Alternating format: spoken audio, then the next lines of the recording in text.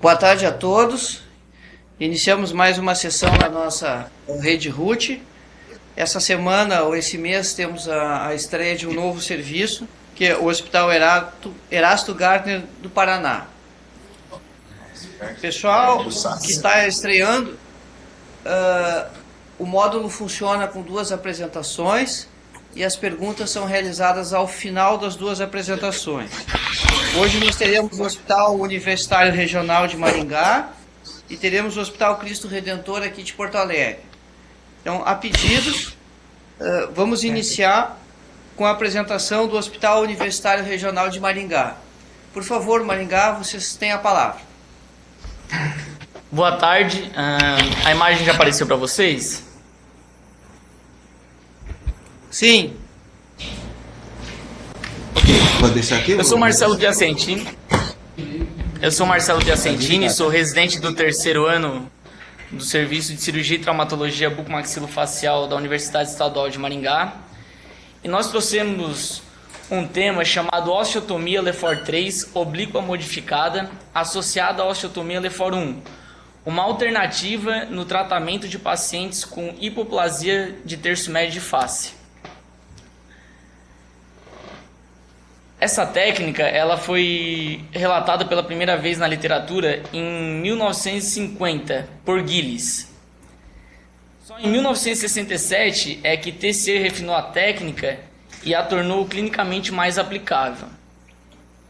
Ela é indicada em hipoplasias envolvendo os ossos nasais, margem infraorbitária, os ossos zigomáticos e a maxila. O paciente que é portador dessa hipoplasia, ele tem algumas características clínicas, como a profundidade orbital reduzida, exorbitismo, distopia orbital, oclusão classe 3, deficiência transversal de maxila, fissura palatina, incompetência velofaríngea, respiração nasal dificultada, e ele pode ser sindrômico ou não. Quando são altos os níveis de deficiência, a técnica de osteotomia Lefort 3 é indicada. A gente tem percebido aqui no nosso serviço que esses altos níveis de deficiência são mais significativos em pacientes sindrômicos. A partir do momento que eu indico a técnica, eu parto para o planejamento cirúrgico. Como é que esse planejamento é realizado? Ele é realizado através do planejamento virtual. A osteotomia ela é traçada e é realizado um avanço reto de 5 milímetros, como vai mostrar na próxima figura. Esse avanço reto de 5 milímetros é a primeira parte do planejamento, onde eu confecciono um primeiro guia. Aí eu parto para a segunda etapa do planejamento. A segunda etapa eu posiciono a maxila 5 milímetros à frente da sua posição de origem, simulando o avanço da osteotomia Lefort 3 e realizo um avanço adicional de 5 milímetros, obtendo no total um avanço de 10 milímetros. Aí o planejamento transcorre, a partir daí o planejamento transcorre de maneira convencional, né, realizando as osteotomias da mandíbula e ao fim dessa etapa eu confecciono o guia intermediário e o guia final. E ao fim do planejamento eu vou ter 3 guias. Um primeiro guia, o intermediário e o final. Bom, a partir daí vem a técnica cirúrgica. Nós nos baseamos por um artigo de Chung de 2010, onde ele realiza uma intubação nasotraqueal, um acesso bicoronal com extensão pré-auricular, para expor bem a raiz do osso zigomático, e ele realiza 3 osteotomias. A primeira osteotomia ela é feita 2 milímetros acima da sutura frontonasal, com uma extensão lateral e inferior ao longo da superfície medial da órbita no sulco lacrimal. A segunda osteotomia ela é oblíqua, a partir da rima orbital lateral para a parte inferior do zigoma. E a terceira osteotomia ela é feita unindo as 2 osteotomias através do soalho orbitário. É feita a separação da sutura frontonasal e é realizado um acesso intraoral para soltar o processo pterigóide do osso esfenoide. Feito isso, é realizada a mobilização do terço médio com fórceps de Rolf, é feita a instalação do guia cirúrgico e o bloqueio maxilomandibular. É feita então a fixação dos pontos, que são a sutura frontonasal e a raiz do osso zigomático bilateral. Fez a fixação, então a gente parte para a osteotomia Lefort 1 e a cirurgia transcorre de maneira convencional. Para tornar mais claro a técnica, eu vou relatar um caso realizado aqui no nosso serviço de um paciente do gênero masculino diagnosticado com hipoplasia do terço médio de face e portador de síndrome de Cruzon. Em uma vista frontal, a gente já consegue observar a hipoplasia do osso zigomático, dos ossos nasais e da maxila. Em uma vista de perfil, como a gente vai ver na próxima figura, isso fica muito mais evidente, né? Onde a gente vê o exorbitismo, a pobre projeção do dorso nasal, o ângulo nasolabial bem fechado, um perfil facial 3. Na próxima figura, então, a gente vê o paciente numa vista 3/4, numa vista inferior-superior e superior-inferior,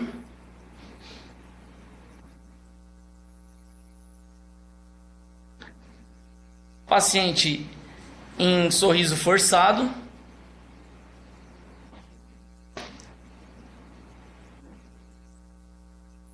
e o paciente mostrando a oclusão classe 3, embora ele tenha um retrognatismo bimaxilar.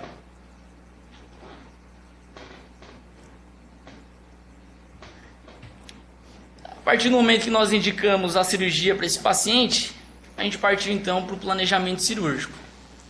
O planejamento cirúrgico foi feito no Dolphin 3D, a osteotomia foi traçada 2 milímetros acima da sutura frontonasal, ela tangenciou a porção medial da órbita, ela atravessou toda a margem infraorbitária, todo o soalho orbitário e partiu da rima orbital lateral para a porção inferior do osso zigomático.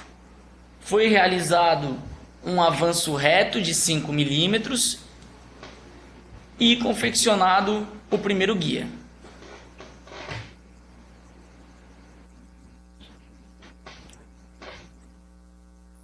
Então a gente partiu para a segunda etapa do planejamento. Posicionamos a maxila 5 milímetros à frente da posição de origem, simulando a posição da osteotomia Lefort 3 e realizamos um avanço adicional de 5 milímetros. Aí realizamos a osteotomia sagital e a osteotomia do mento. A partir daí a gente foi para o procedimento cirúrgico.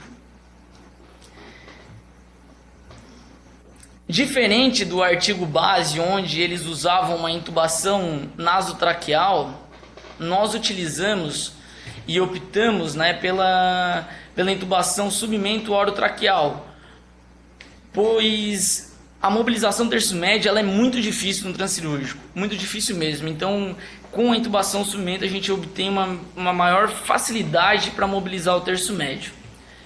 Depois disso, a gente parte para as osteotomias, a primeira osteotomia 2 milímetros acima da sutura frontonasal, ela percorre a porção medial da órbita. A segunda osteotomia da rima orbital lateral para a porção inferior do zigoma. E a terceira osteotomia, então, unindo as duas osteotomias através do soalho orbitário. Optamos por realizar um enxerto de calota para melhorar a projeção anteroposterior do osso nasal, e esse enxerto foi coletado por um colega neurocirurgião. Na próxima imagem a gente mostra a peça coletada.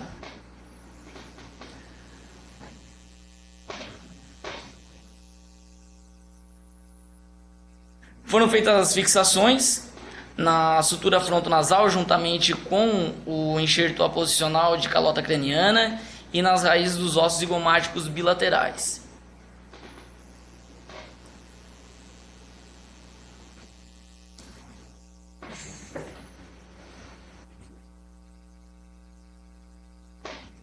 Aqui as fixações da maxila com duas placas em L e duas placas retas do sistema 2.0. Na próxima imagem, as fixações da mandíbula, da osteotomia sagital com placa reta e parafuso posicional, e da osteotomia do mento com 2 parafusos posicionais.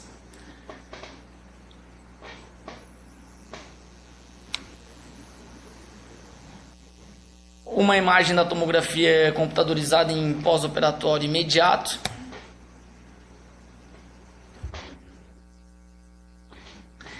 E aqui o nosso paciente em pós-operatório 14. Em uma vista frontal a gente já consegue observar a melhora da projeção do osso zigomático, do dorso nasal, da maxila. E numa vista de perfil isso vai ficar mais evidente.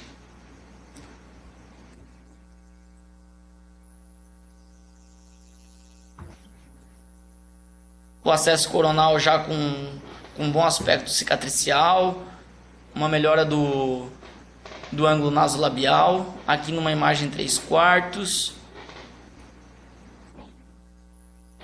em sorriso forçado.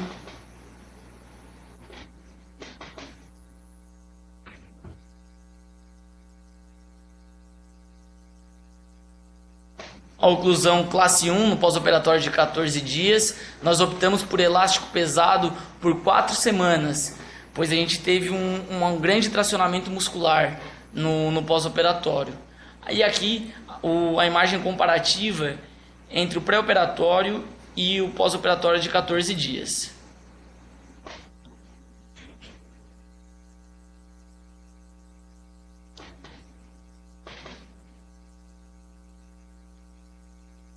Numa vista de perfil.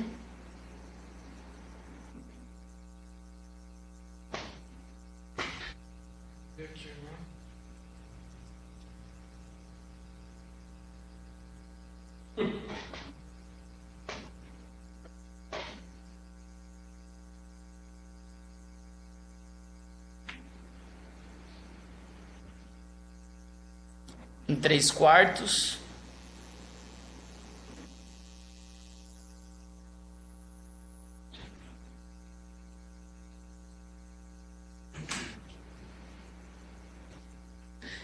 E uma imagem comparativa entre a oclusão classe 3 do pré-operatório e a oclusão classe 1 do pós-operatório.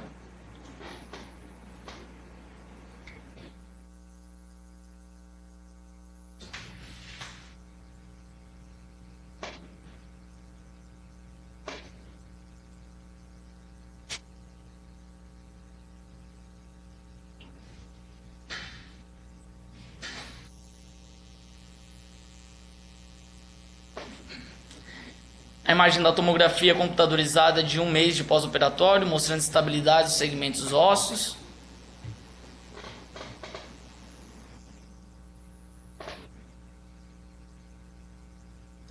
E essa imagem comparativa entre o planejamento virtual e a tomografia computadorizada, onde a gente pode observar a fidelidade e previsibilidade do planejamento virtual.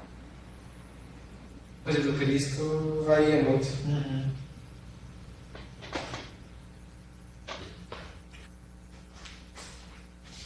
Meses, nos mostrando uma oclusão estável, a expressão facial preservada e um perfil harmônico.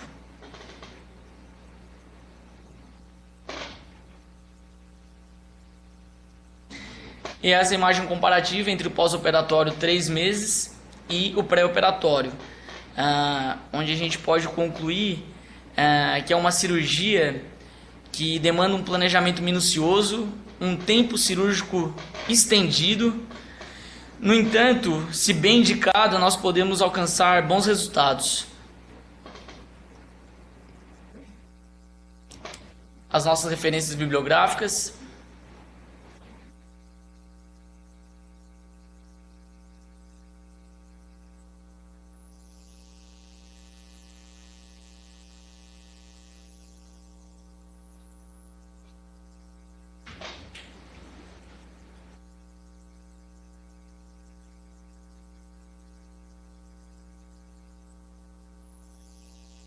E, para finalizar, uma imagem de toda a equipe que, de forma direta ou indireta, proporcionou para que esse caso pudesse ser realizado. Muito obrigado.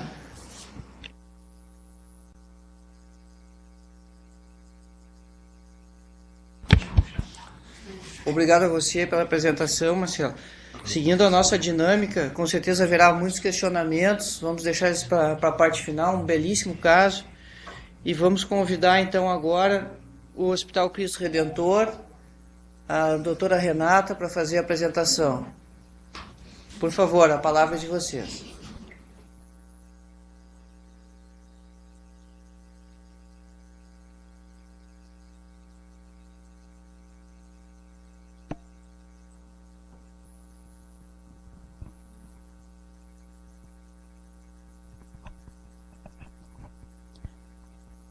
Todo mundo vendo? Sim. Ok. Boa tarde, me chamo Renata e sou residente do último ano do programa de residência aqui do Hospital Cristo Redentor e vou realizar a apresentação de um relato de caso essa tarde. É a nossa instituição, que fica localizada na zona norte de Porto Alegre, e é um hospital voltado a atendimento de trauma, sendo ele 100% SUS.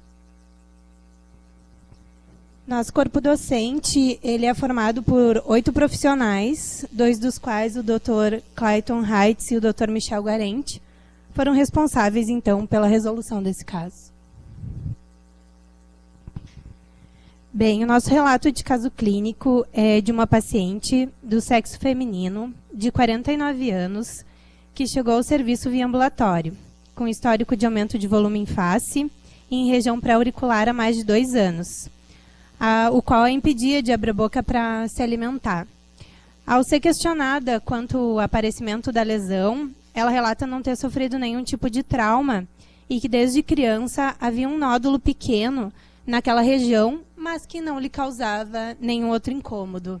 Em relação à saúde geral da paciente, não apresentava demais comorbidades. Bem, ao exame clínico foi observada uma massa tumoral com aproximadamente 6 centímetros de diâmetro, no maior diâmetro. É duro e fixo à palpação, em região de ramo e côndilo direito. Era sintomático e, quanto à abertura de boca, existia ausência de distância interincisal. Foram solicitados exames para essa paciente e, na tomografia, se demonstra, então, uma lesão óssea expansiva que emerge do ramo mandibular e envolve a região condilar, zigomática e temporal. Foi realizado também uma angiotomografia como recurso pré-operatório para uma avaliação de necessidade de uma embolização prévia ao procedimento operatório, o qual foi contraindicado pela equipe da neurocirurgia pela ausência de irrigação nessa região tumoral. Se fez uso também de um biomodelo para o planejamento e para a diminuição do tempo cirúrgico. E nas fotos, então, tem a evidência da área da remoção tumoral e a pré-moldagem da placa de reconstrução. Bem, foi realizado um protocolo operatório comum ao hospital, paciente devidamente internada e anestesiada. O campo cirúrgico exposto, foram realizadas 2 incisões para a realização da cirurgia.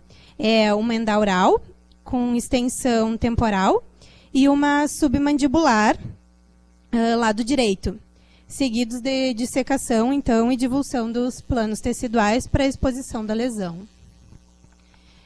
Abordou-se a lesão, então, em região de articulação direita. Foi feito osteotomia com piezo e ressecação da lesão em blocos.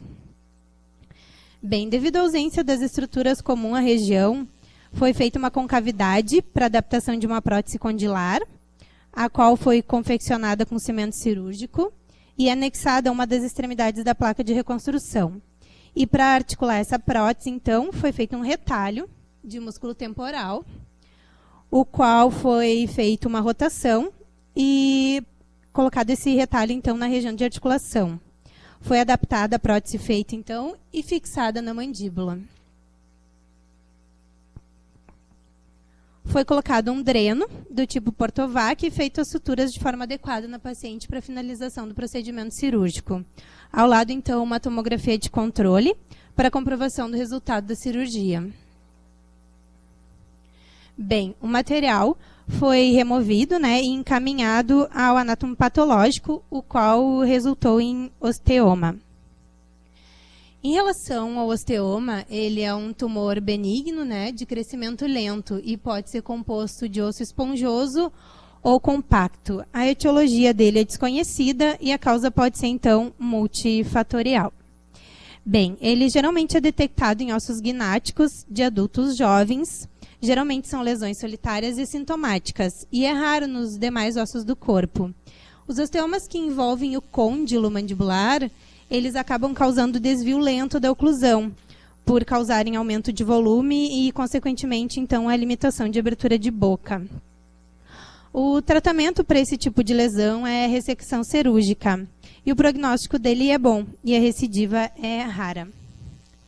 Bem, a paciente teve complicações pós-operatórias, evoluiu para um quadro de síndrome da angústia respiratória aguda após extubação, mas o qual foi resolvido após internação na UTI, e em 10 dias de pós-operatório a paciente teve alta do hospital. Bem, todo paciente recebe acompanhamento ambulatorial nesse hospital, e essa paciente está em acompanhamento e completou 10 meses de pós-operatório esse mês. E essas são as últimas evoluções. Ela apresenta uma leve assimetria em região condilar, que a palpação se detecta a prótese fixada. A abertura de boca dela é satisfatória e compatível com o tempo de evolução. E a cicatrização está em bom estado. Bem, nesse hospital, contamos com serviço de fonoaudiologia reabilitadora em nossa equipe multiprofissional, sobre os cuidados da doutora Caroline Weber, a qual tomará a palavra para finalizar o caso. Boa tarde. Nós temos um protocolo de reabilitação que começa desde a internação hospitalar, com o intuito de prevenir algumas alterações musculares decorrentes do trauma, e para essa paciente teve como objetivo, desde o primeiro dia da internação, a mobilização da mímica facial e cintura escapular, que ela tinha uma contratura bastante evidente pelo longo período de imobilismo oral. Observava-se uma abertura oral de 0 milímetros, a qual não era nem possível medir a distância interincisal. E no pós-operatório, pelo segmento hospitalar dela até a alta, foi realizada a mobilização também da mímica facial, cintura escapular e musculatura elevadora e abaixadora da mandíbula. E durante esses 10 dias de intervenção, nós tivemos um ganho de 12 milímetros de abertura oral, ainda bastante restrito, até mesmo pela prótese que foi adaptada e pelo longo período de desuso da musculatura. E ela foi orientada a manter essa mobilização no domicílio, associada a uma dieta pastosa liquidificada, ainda sem movimentos mastigatórios. No acompanhamento ambulatorial, então, a gente seguiu com a terapêutica de ativação da musculatura no sentido de aumentar a mobilização e também para o ganho de força a longo prazo, para tornar funcional. E nessa tabela a gente pode visualizar a progressão de acordo com o tempo de pós-operatório e também a abertura oral, evolução da consistência da dieta e o objetivo principal da intervenção realizada.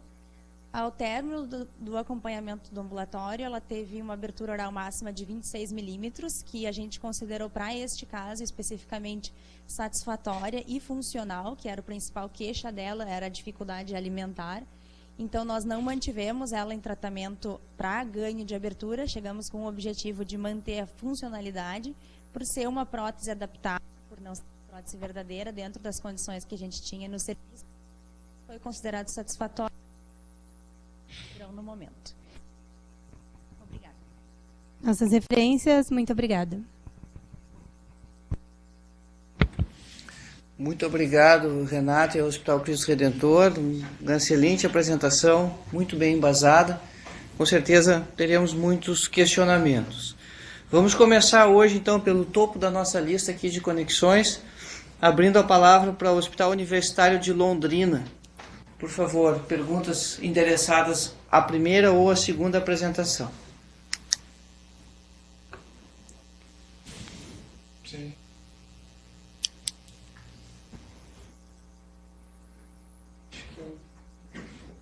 A gente aqui em Londrina. Só queria parabenizar, doutora, as apresentações. Foram de muito valor pra gente aqui. Não, é difícil, apenas que os caras lá acertem pra gente se enxergar.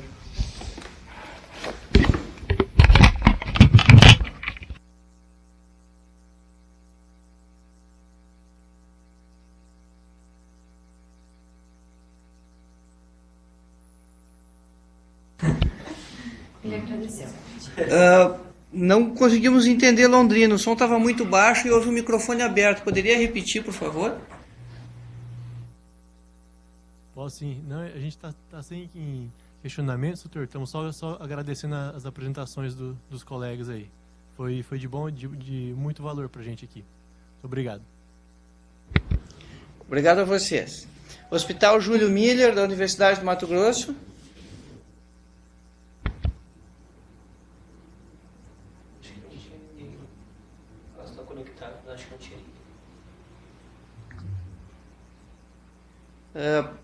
Parece que a sala está vazia. Escola Baiana de Medicina e Saúde Pública, por favor. Boa tarde, pessoal.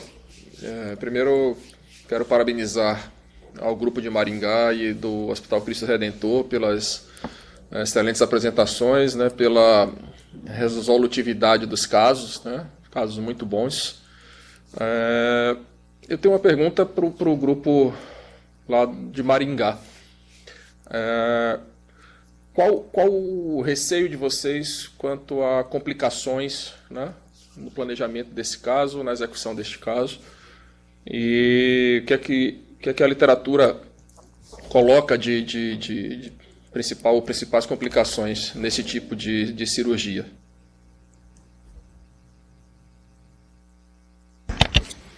Boa tarde.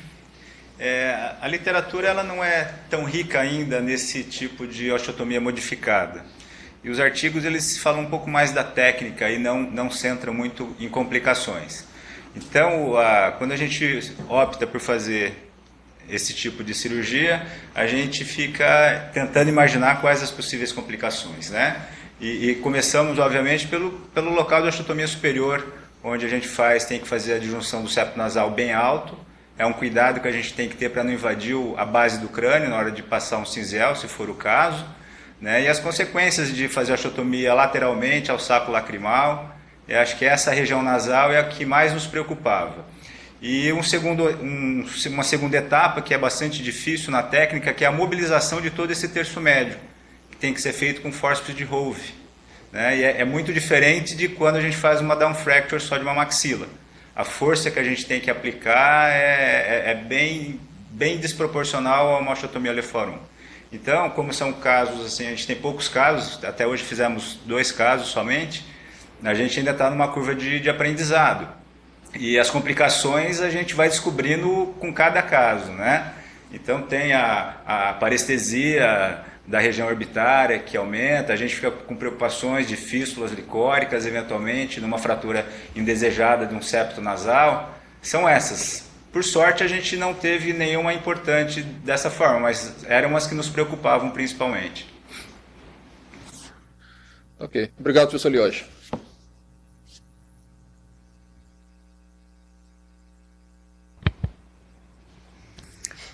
Muito bem, então convidamos agora Pelotas, a Universidade Federal, para os seus questionamentos. Bom, boa tarde a todos.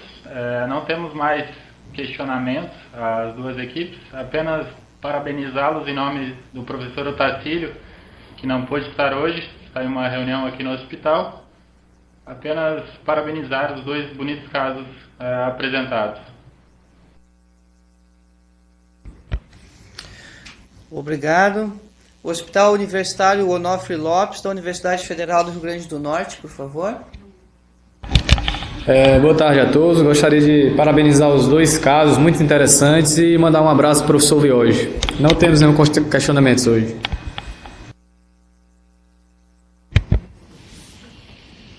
Universidade Federal do Maranhão, Obrigado. Hospital Universitário. Deixa eu só retribuir o abraço lá pro pessoal.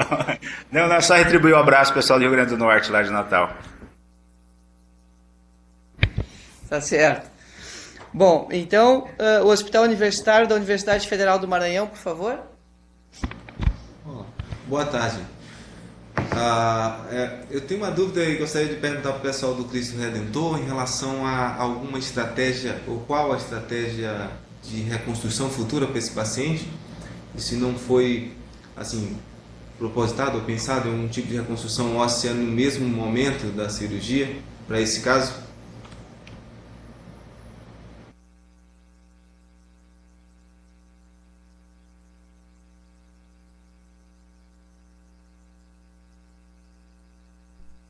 A reconstrução óssea, qual foi questionada em relação à articulação?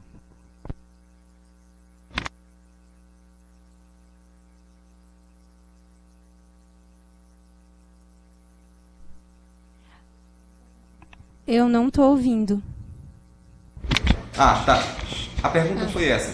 Realmente, se era possível, se foi pensado na possibilidade de reconstruir com enxerto autógeno no mesmo momento, talvez com enxerto de costela, não sei, outra estratégia aí de reconstrução óssea, num tempo só, nessa primeira etapa cirúrgica, e qual a estratégia de reconstrução que vocês têm futuramente para esse caso, né? A gente viu ali que é um tipo de reconstrução talvez que funcione temporariamente e vai ter que ter todo tipo de estratégia. Então, essa é só um questionamento, só uma dúvida que eu tenho do caso, mas o caso está muito bem conduzido.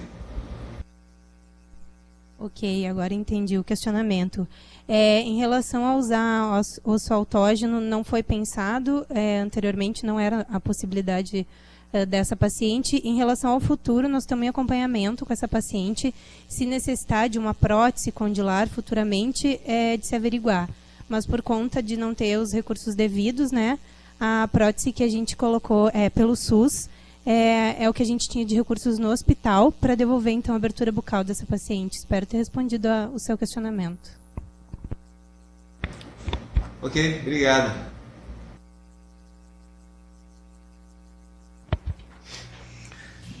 Universidade de Pernambuco.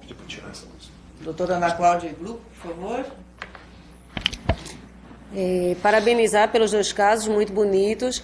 Eu só tenho uma dúvida em relação ao segundo caso, se o paciente apresentou algum tipo de lesão nervosa, lesão do facial, e quanto tempo ele vai ficar em acompanhamento com a fonomioterapia, já que em muitos casos a gente vê a redução da abertura bucal com o tempo.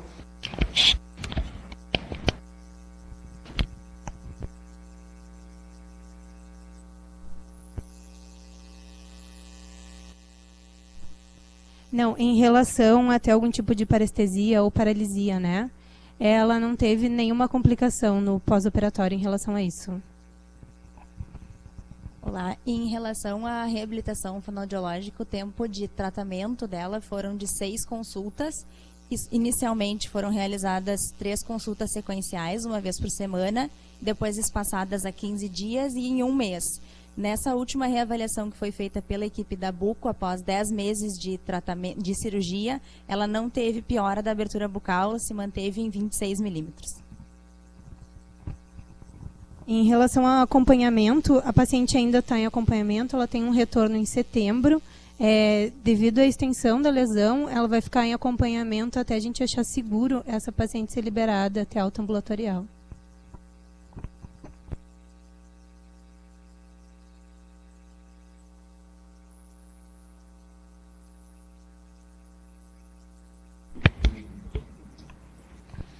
Muito bem. Ana Cláudia, satisfeita? Satisfeita, Maurício. Obrigado.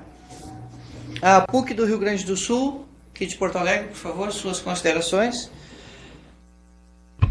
A nossa conexão estava bem ruim, a gente não conseguiu acompanhar o caso, mas tenho certeza que foi excelente e deixamos um abraço ao pessoal do Cristo Redentor. Obrigado. Agora, Hospital Universitário Maria Aparecida, de Mato Grosso do Sul, por favor. Bom, primeiramente, boa tarde a todos os colegas. A satisfação novamente estar nesse encontro virtual. a gente ficou meio por último, então acho que todas as dúvidas que a gente levantou já foram sanadas pelos colegas. Quero deixar um abraço a todos aí, excelente apresentação das duas equipes.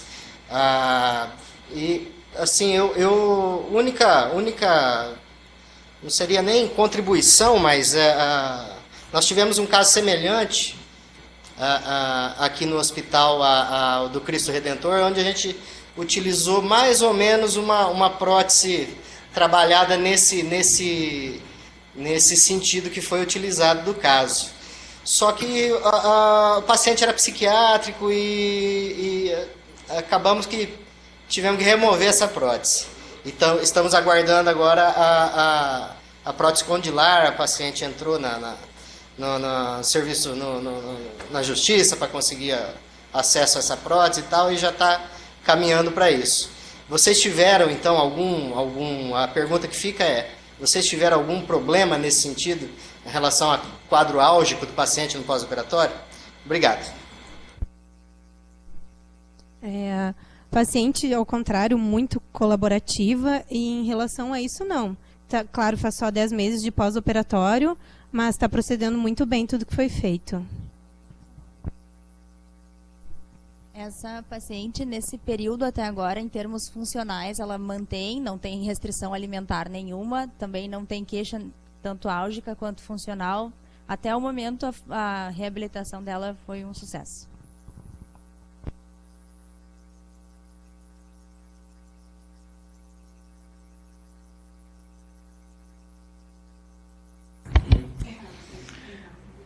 Bom, então o Hospital Erasto Gartner do Paraná, por favor.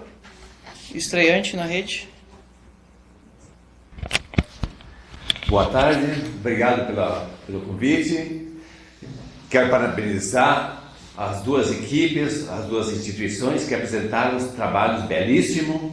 Eu diria assim que é difícil de você colocar trabalho como vocês tiveram a oportunidade ou quiseram apresentar. Por quê? Primeiro, o professor Lioge, que orientou o Marcelo, é um caso difícil. Eu acompanho o Lioge há muitos anos, inclusive tivemos a oportunidade de passar na USP um tempo junto, tempo de formação, e eu sei que ele é muito arrojado e ele vai longe. Parabéns, mas olha, belíssimo trabalho, parabéns. Em relação ao trabalho do nosso amigo Kleitman, que a Renata apresentou, o caso difícil, é o nosso dia a dia nessa área aqui no Hospital do Câncer Curitiba. Então, uma das sugestões que eu observei ali, que já o professor do Maranhão já fez essa pergunta, em relação ao enxerto, porque essa placa ela não vai durar muito tempo não, ela vai expor, ela vai soltar, alguma coisa vai acontecer com o tempo. E em relação à região de ativação também, porque aquele acrílico, não sei o cimento cirúrgico quanto tempo vai durar, não sei quanto tempo vai durar. A minha pergunta é o seguinte, não sei se eu perdi ou não, vocês não apresentaram a biópsia inicial, pela imagem ou porque vocês ficaram na dúvida, fizemos ou não fizemos uma biópsia inicial para indicar a ressecção? Obrigado. Em relação à biópsia, ela não foi realizada num diagnóstico prévio, né? A paciente chegou, então, com a lesão, foram feitos os exames e ela foi para a ressecção cirúrgica direto.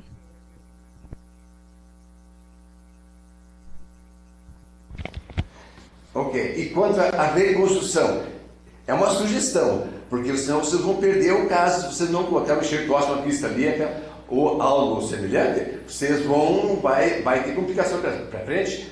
Com certeza vai, porque nós já passamos por experiências semelhantes, então acredito que é uma sugestão é colocar um enxerto ósseo nessa região.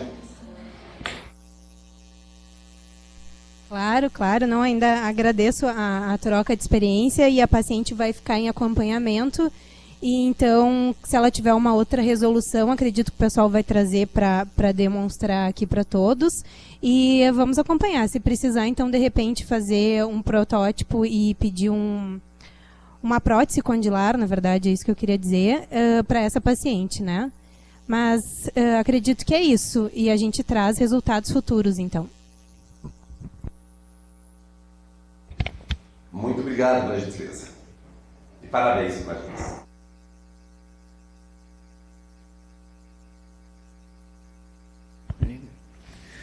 Bom, gostaríamos de convidar, então, o Dr. Lioge, o Marcelo e os demais membros da equipe de Maringá a realizarem comentários ou questionamentos à apresentação do caso do Hospital Cristo Redentor, se assim julgarem pertinente. Boa tarde. Queria parabenizar a apresentação do Cristo Redentor. E eu fiquei com uma dúvida, eu não sei se eu não ouvi, ou se não foi falado alguma coisa, se foi feito coronoidectomia no caso, que talvez isso pudesse melhorar um pouquinho essa mobilidade pós-operatória da abertura.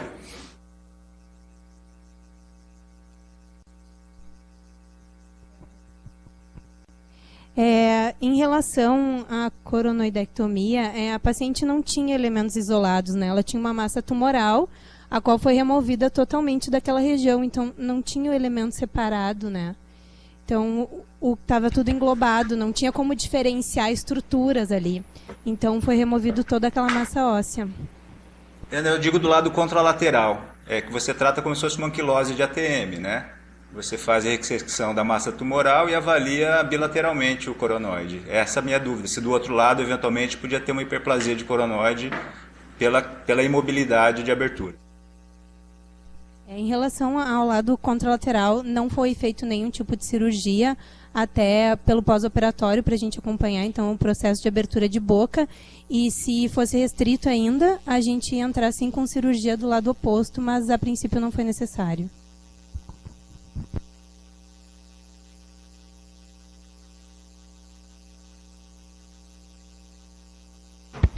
Muito bem. A palavra então segue com o Hospital Cristo Redentor, para, se quiser realizar algum questionamento sobre o caso da equipe de Maringá. Por favor. Boa tarde. Primeiramente, eu quero parabenizar a equipe de Maringá pela apresentação. O meu nome é Carla, eu sou a preceptora responsável pelos residentes e estagiários do curso. Quero deixar claro para vocês que o nosso hospital é um hospital que atende trauma e o nosso arroz com feijão é o trauma. Obviamente, nós estamos apresentando um caso que, para os nossos residentes, era um caso muito interessante. Ninguém quer contar para o resto do Brasil o nosso arroz com feijão. Quero comunicar a vocês que nós enviamos o nosso manual de rotinas e procedimentos do Cristo Redentor para todos vocês, para vocês conhecerem o nosso trabalho aqui no Sul. A nossa residência é uma residência que ela tem um perfil diferente das demais, no sentido que ela parte de um grupo hospitalar. Então, é uma residência multiprofissional, onde tem um trabalho em campo. Ela não parte de uma universidade, como a maioria das residências. Quero registrar também que o funcionamento do nosso hospital em relação a essa especialidade, a nossa especialidade, que é a bucomaxilofacial, ela só acontece pelo trabalho que os residentes fazem dentro da instituição. Então, a segurança do nosso paciente, o atendimento dos nossos pacientes, ele atinge uma qualificação exemplar, porque nós temos uma equipe de residentes e temos uma equipe de estagiários curriculares, que é o pessoal da especialização da PUC, que está continuamente trabalhando. Então é isso, nós não temos nenhuma pergunta em relação aos colegas. Fico muito contente com os questionamentos, porque nem sempre a situação do nosso país e dos pacientes que são atendidos 100% SUS, eles têm aquele tratamento ideal. Eles têm o tratamento que é possível dentro das condições de atendimento que nós temos. E acredito que mesmo nessas condições nós conseguimos resultados assim surpreendentes graças à equipe de preceptores e profissionais que deu esse respaldo. Acho que é isso. Fico muito contente de ver o Maurício aí na Santa Casa. Nós trabalhamos com o Maurício aqui no Hospital Conceição. Fico contente de ver que a PUC voltou para os nossos encontros, porque hoje o João está do outro lado, mas pode ser que da próxima vez ele esteja aqui conosco, como a Carol tá. Então, um abraço para todos vocês. Muito obrigado, doutora Carla. Nós tivemos hoje bastante conexões e nem todas aparecem aqui no nosso monitor. Então, se tem algum serviço que por acaso não foi citado ou não se manifestou, a palavra está em aberto. Por favor, se manifeste nessa oportunidade.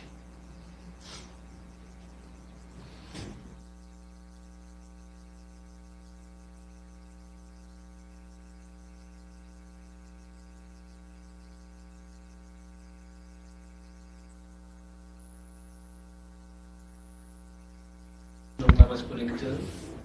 E pessoal de Pernambuco. Bom, então, diferente das nossas últimas duas sessões, hoje nós vamos encerrar um pouquinho mais cedo. Nas outras duas estouramos o horário. É dia 24 de agosto, nosso próximo encontro, onde falará a Universidade de Pernambuco e PUC São Paulo, que não está se conectando. A gente pode aí redefinir a escala para essa segunda instituição. Boa tarde a todos.